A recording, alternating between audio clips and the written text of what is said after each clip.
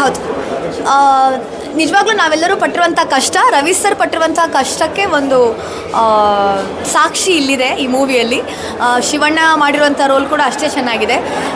ನಮ್ಮೆಲ್ಲರೂ ಯಕ್ಷಗಾನದ ವೇಷದಲ್ಲಿರೋದಕ್ಕೆ ನಾರ್ಮಲ್ ಆಗಿರುವಾಗ ನಮ್ಮನ್ನು ಗುರುತು ಹಿಡಿಯೋದು ಕಷ್ಟ, ಆದರೆ ಇನ್ನು ಮುಂದೆ ವಿಶ್ವದಾದ್ಯಂತ ಯಕ್ಷಗಾನ ಎನ್ನುವುದು ಪ್ರಚಾರ ಆಗ್ತದೆ, ಪಸರಿಸ್ತದೆ ಅನ್ನೋದಕ್ಕೆ ನನಗೆ ತುಂಬ ಸಂತೋಷ ಆಗ್ತಾ ಇದೆ. ಅವ್ರು ಫಸ್ಟ್ ಅವರು ವೇಷ ಹಾಕೊಳ್ಳುವಾಗಿಂದಲೂ ಅವ್ರು ಹಾಗೆ ತುಂಬ ಶ್ರದ್ಧೆಯಿಂದ ಮಾಡ್ತಾಯಿದ್ರು. ಯಾಕಂದರೆ ಇದೊಂದು ಶಾಸ್ತ್ರೀಯ ಕಲೆ ಅಂತ ಅವರಿಗೂ ಗೊತ್ತಿತ್ತು. ಆ ಶ್ರದ್ಧೆ ಶಿವಣ್ಣನಲ್ಲಿ ಎಷ್ಟು ಅವ್ರು ವೇಷ ಮಾಡುವಾಗಿತ್ತು ಅದೇ ರೀತಿಯ ಶ್ರದ್ಧೆ ಅಲ್ಲಿ ಕಾಣಿಸ್ತಾ ಇದೆ.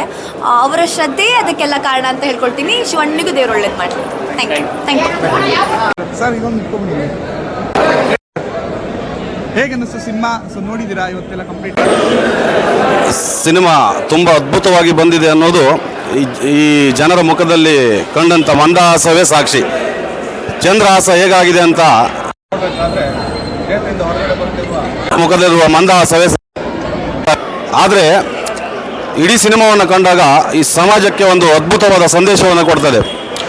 ಒಬ್ಬ ಭಿಕ್ಷುಕನಾಗಿದ್ದಂಥ ಹುಡುಗ ಒಂದು ಕುಂತಳ ಸಾಮ್ರಾಜ್ಯದ ಮಹಾರಾಜನಾಗುವುದಕ್ಕೆ ಯಾವ ರೀತಿಯಾದಂಥ ಹೋರಾಟ ಮಾಡ್ತಾನೆ, ಎಷ್ಟು ಕಷ್ಟಪಡ್ತಾನೆ ಎನ್ನುವುದು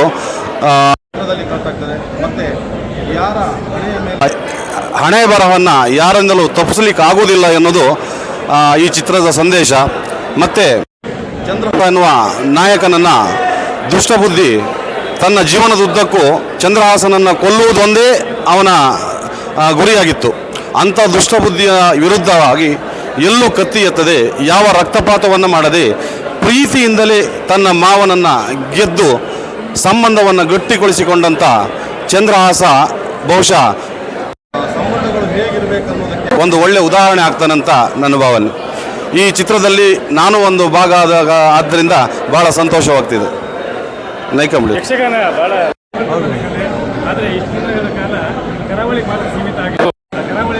ಹೋಗಿರಲಿಲ್ಲ.